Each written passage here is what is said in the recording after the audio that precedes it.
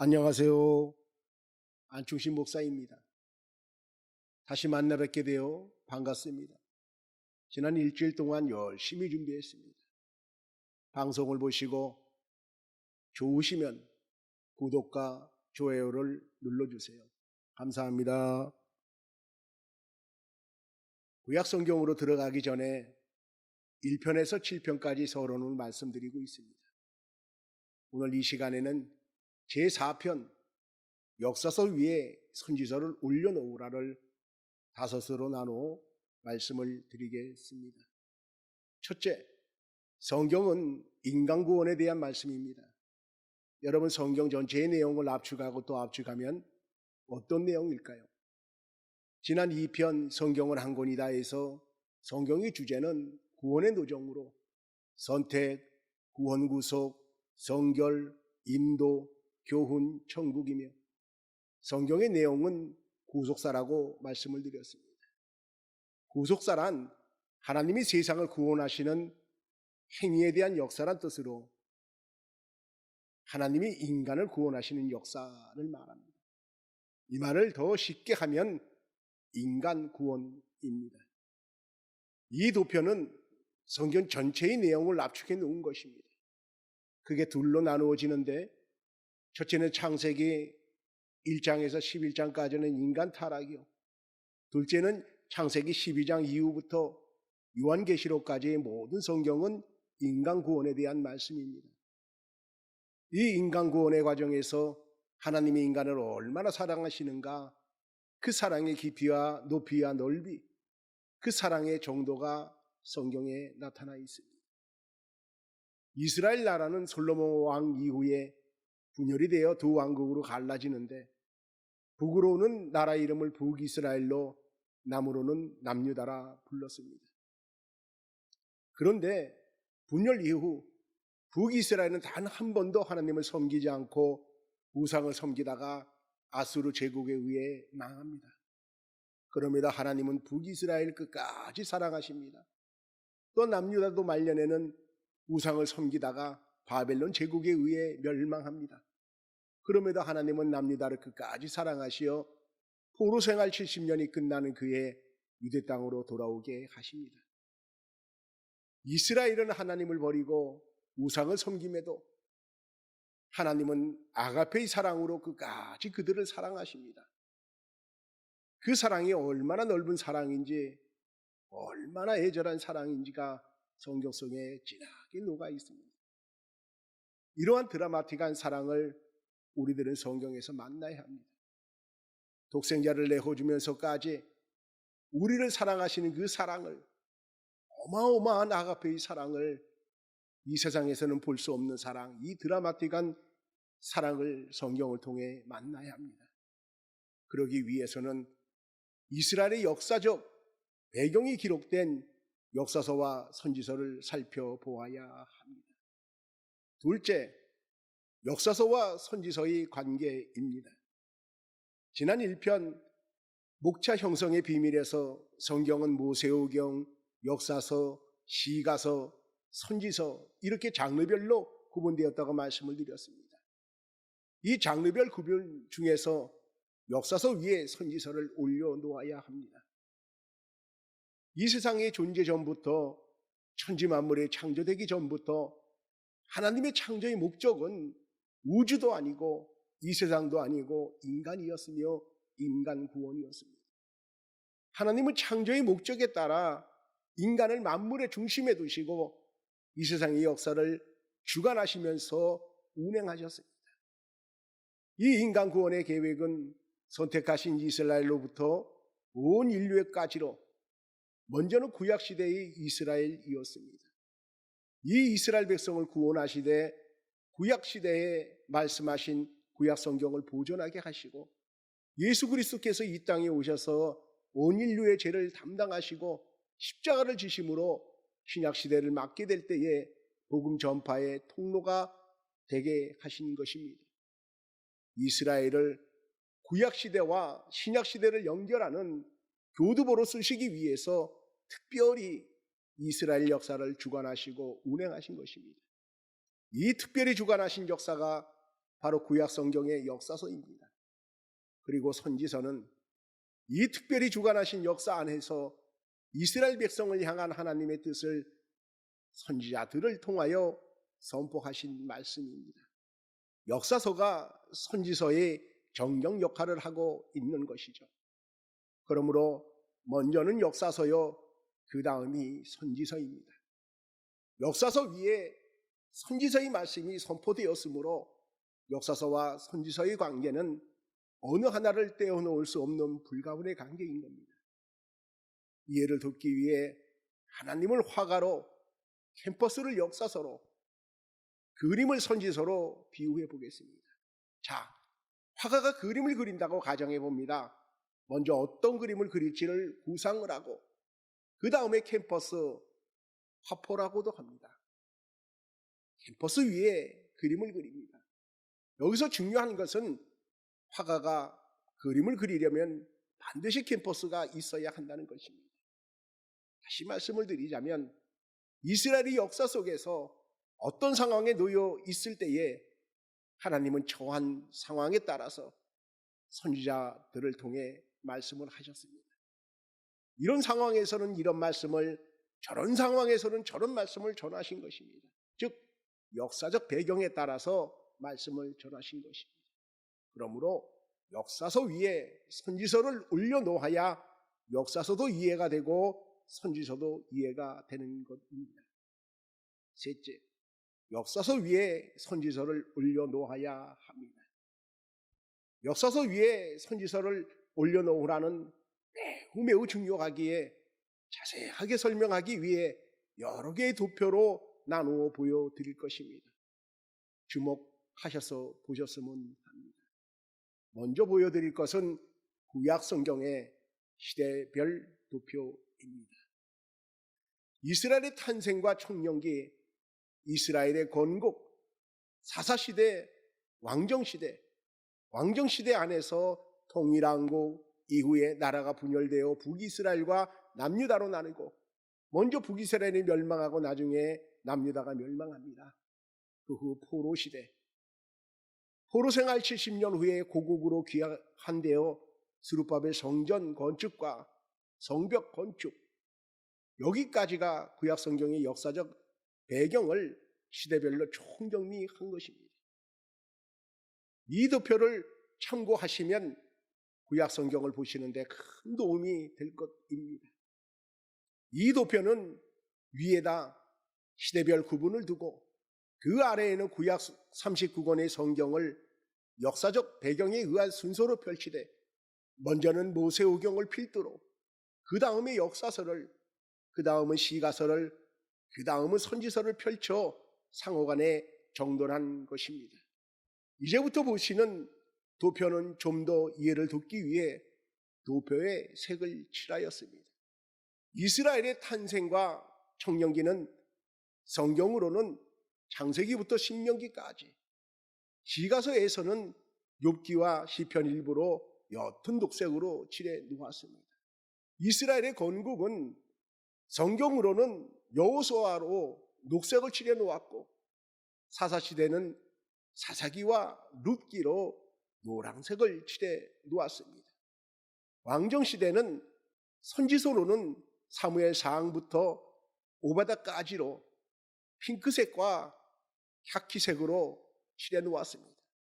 그리고 포로시대는 선지서로는 에스겔과 다니엘이며 탁하고 짙은 녹색 계통의 색을 칠해 놓았습니다.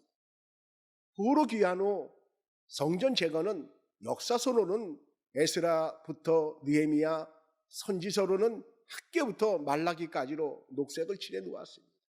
그런데 지금까지 보신 구약성경 전체의 도표들 중에 매우 중요한 도표가 있습니다. 오늘 드리는 말씀 중에 가장 핵심되는 것입니다. 바로 이 부분입니다. 왕정시대에서 포로시대까지입니다. 매우 중요하므로 별도로 이 부분을 도표로 다시 그렸습니다. 여기서 주목할 것은 화살표 모양이 가리키는 역사적 배경의 순서와 현재 성경의 순서입니다. 이 둘을 서로 비교해 보면 순서가 많이 다르다는 것을 알 수가 있는데 현재 성경의 순서는 특징별 분류로 되어 있는 까닭에 역사적 배경의 순서가 많이 뒤죽박죽되어 있는 것을 한눈에 알 수가 있습니다. 도표에서 위에 시대별 구분과 색깔을 비교해 보시면 이해가 쉽습니다. 이스라엘의 왕정 시대는 크게 통일왕국과 분열왕국으로 나눕니다. 통일왕국은 다윗과 솔로몬 때였으며 분열왕국은 솔로몬 이후 르호보암 때 나라가 우리나라처럼 남과 북으로 나눕니다. 이 분열왕국 시대의 선지서 총 17권 중에 무려 12권이 기록되었고 포로 시대에 2권이 기록되었습니다. 문제는 분열왕국 시대와 포로 시대까지 이때 기록된 선지서 14권이 특징별 분류로 인해 역사적 배경이 심하게 뒤죽박죽되어 있기에 우리가 성경을 볼 때에 혼선을 일으키는 겁니다. 지난 3편 드라마틱한 성경에서 특징별 분류에 대해 말씀을 드렸습니다. 이 도표를 기억하실 것입니다. 이 특징별 분류는 단순히 책의 분량에 따라 분류한 것밖에 없습니다. 정말로 우리가 성경을 볼 때에 이 특징별 분류법은 전혀 도움이 안 됩니다. 자 보세요. 우리의 성경은 이 특징별 분류에 의해 선지서의 순서가 정해졌는데 선지서 맨 앞에 나오는 이사야부터 보겠습니다. 이사야서는 남유다 중반의 배경을 가지고 있습니다. 예레미야서는 남유다 말기, 예레미야 애가는 남유다 멸망 당시의 배경을 가지고 있습니다. 에스겔은 남유다가 멸망한 후 포로 시대, 다니엘은 에스겔 다음에 포로 시대의 배경을 가지고 있습니다. 그리고 호세아서는 북이스라엘의 말기, 요에서는 남유다의 초기, 아모스서는 북이스라엘 말기로 호세아 기록 전의 배경을 가지고 있습니다. 오바다서는 남유다 멸망 직후의 배경을 가지고 있는데 이런 식으로 순서가 뒤죽박죽 배열되어 있는 겁니다. 얼마나 헷갈리게 배열되었는가 하면 북이스라엘은 기원전 722년에 멸망하였고 남유다는 기원전 586년에 멸망했습니다. 먼저 북이스라엘이 멸망했고 그 후에 남유다가 멸망했으며 시대 차이는 136년이 됩니다. 여기서 잠시 기원 전과 기원 후에 대해서 말씀을 드리려고 합니다. 기원 전은 주전이라고도 합니다. 영어로는 BC라고도 하고 Before Christ, 예수 탄생 전을 말합니다. 그리고 기원 후는 주 후라는 뜻입니다. AD라고 하고 에노 노민이라고 합니다. 라틴어입니다. 이것은 주의 해란 뜻입니다. 그래서 이 기원 전과 기원 후는 주님을 기준으로, 주님 전이면은 기원 전으로, 주님 후면은 기원 후로 그렇게 나눠지고 있는 겁니다. 그래서 연대 계산법으로 보면 이 출애굽 연도를 계산해 보면 1446년 더하기 현재 2021년이니까 지금부터 3467년 전이 됩니다. 다시 앞에 있는 부분을 설명을 하면 남유다의 멸망이 앞부분에 나오고 에스겔 다니엘의 포로 시대가 나오다가 약 200년 전쯤으로 거슬러 올라갑니다. 그리고 북이스라엘의 멸망이 나옵니다. 역사의 순서로 나오면 이해가 쉬울 텐데 앞가디를 섞어 놓았어요. 왕정시대의 역사적 배경을 아주 복잡하게 만들어 놓은 거예요. 제가 지난 3편에서 아무리 재미있는 드라마라도 3회 보고 7회 보고 2회 보고 5회 보고 10회 보고 이렇게 회를 뒤죽박죽해서 본다면 재미없으며 전체 스토리도 제대로 모르고 어떻게 전개되어 가는지도 모른다고 말씀을 드렸습니다. 바로 왕정시대 그리고 포로시대의 역사적 배경을 이렇게 만들어 놓은 겁니다. 이러한 순서로 선지서를 보면 성경 전체의 스토리가 연결이 안 됩니다. 이러한 방법으로 선지서를 본다면 아무리 노력해도 엉켜있는 역사적 배경을 풀 수가 없는 겁니다. 또한 재미도 없습니다. 구약 성경에서 1차 클라이막스가 북이스라엘의 멸망입니다. 2차 클라이막스가 남유다의 멸망입니다. 이 두 왕국이 하나님의 경고의 말씀을 무시하고 계속 우상을 섬기면서 타락을 일삼다가 결국은 멸망합니다. 역사적 배경의 순서로 보면 이것이 다 보입니다. 멸망한 이야기를 재밌다고 표현하는 것은 좀 그렇지만 우리에게 집중하여 몰입하게 하고 관심을 갖게 하고 큰 교훈을 준다는 겁니다. 그러나 특징별 분류의 순서로 보면 절대 안 보입니다. 역사적 배경을 혼잡하게 해놓으니 스토리도 끊기고 재미도 잃게 되는 겁니다. 5년 전쯤에 제가 아는 목사님이 어느 날 저에게 성경을 쉬운 3번 보았는데 아직도 뭐가 뭔지 모르겠다고 하면서 성경은 참 어렵다고 토로하였습니다. 그리고 요 며칠 전에 유튜브 방송 계획서를 보시고는 구약이 어렵습니까? 신약이 어렵습니까? 라고 하는데 저는 둘 다 어려워요 합니다. 이 말을 듣고 곰곰이 생각해 보았습니다. 성경은 어렵다. 맞습니다. 율법도 어렵고 제사법도 어렵고 하나님의 말씀도 어렵습니다. 그렇지만 조금이라도 쉽게 볼 수 있는 것이 바로 역사적 배경의 순서로 성경을 보는 겁니다. 저의 경우는 역사적 배경의 순서로 성경을 보면서부터 율법도 제사법도 하나님의 말씀도 그렇지더라고요. 이 도표를 보세요. 색깔별로 잘 정리되어 있습니다. 이러한 순서로 보면 성경이 잘 보이게 되어지는 겁니다. 또한 지금까지 말씀드린 거에 대해 맨 위에 보면은 깃발처럼 보인 부분이 있어요. 이거는 바로 기원전, 즉 BC 연도를 말하고 있는 겁니다. 이러한 순서로 보면 창세기부터 구약성경 마지막 말라기까지 순서 따라 역사의 흐름 따라 그 속에서 말씀하시는 하나님의 뜻, 그것을 우리가 알 수가 있는 겁니다. 무조건 성경을 많이 본다고 성경이 풀어지는 것은 아닙니다. 성경을 보되 지혜롭게 보아야 합니다. 이제는 복잡하게 해놓은 특징별 분류에 의한 성경 순서를 역사적 배경에 의한 순서로 바로잡아 성경을 보셨으면 합니다.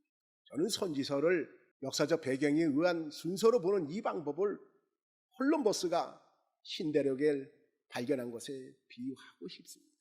이러한 방법으로 성경을 보는 것은 결코 어렵지 않습니다. 쉬우면서도 놀라운 결과를 가져다 줍니다. 성경이 열리는 것이죠. 쫙 열리고 펼쳐집니다. 구약 성경에 선지서 시대에 살았던 이스라엘 백성들은 선지서를 어떻게 보았을까요? 우리의 성경의 순서처럼 특징별 분류법대로 선지서를 보았을까요? 아닙니다. 선지서의 말씀이 선포된 순서대로, 즉 역사적 순서대로 성경을 보았던 것입니다. 신약 성경의 서신서 시대에 살았던 그리스도인들은 서신서를 어떻게 보았을까요?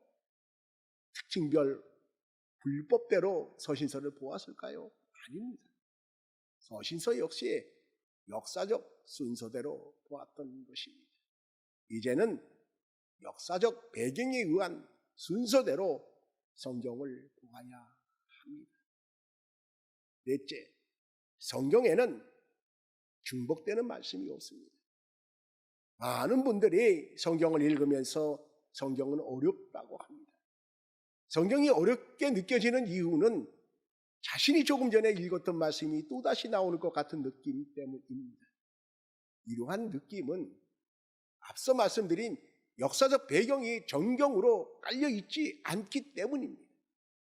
성경에서 회개하라는 말씀을 예로 들면 북이스라엘에게 하신 회개하라는 말씀과 남유다에게 하신 회개하라는 말씀이 다릅니다.